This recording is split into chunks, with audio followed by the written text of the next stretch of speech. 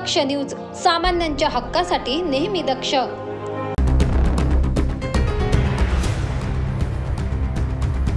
शिरपूर शहरातून एक धक्कादायक घटना उघडकीस आली आहे। शिरपूर शहरातील भाजी मार्केटमध्ये चहा विकणाऱ्या तरुणाला एका टोळक्याने बेदम मारहाण केली आहे। यावेळी लोखंडी रॉड व तलवारीचा सर्रासपणे वापर करण्यात आल्याचे देखील सीसीटीव्ही कॅमेऱ्यात कैद झाले।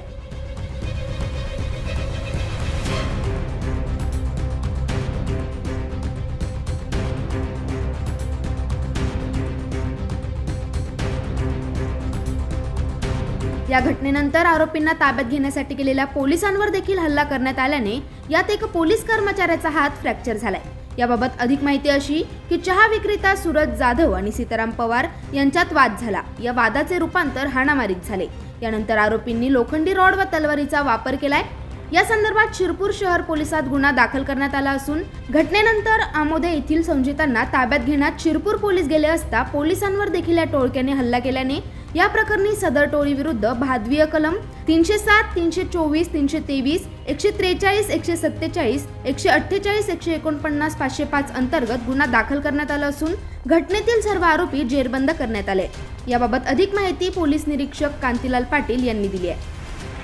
सूरज जितेंद्र जाधव, राहणार लक्ष्मीनगर, हा खंडोबा महाराज मंदिराच्या बाजूला चहा विक्रीचा आणि इलेक्ट्रिशियनचा व्यवसाय करतो।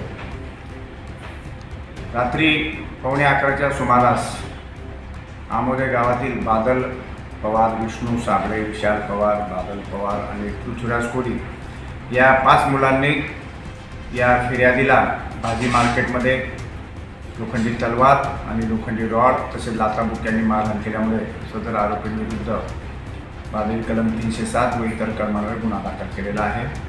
सध्या 3 आरोपी ताब्यात घेतलेले आहेत। इतर उर्वरित 2 आरोपींचा शोध सुरू आहे। पुढील तपास पोलिसांनी करतात। दरम्यान या घटनेतील जखमी पोलिसाला रुग्णालयात दाखल करण्यात आले असून विष्णू साबळे, मनोज पवार, सीताराम पवार, विशाल पवार, पृथ्वीराज कोळी यांच्या विरोधात गुन्हा दाखल करण्यात आलाय। ही वाढती गुन्हेगारी बघता याला आळा घालण्याचे आव्हान आता शिरपूर पोलिसांसमोर आहे। ब्युरो रिपोर्ट, दक्ष न्यूज, शिरपूर।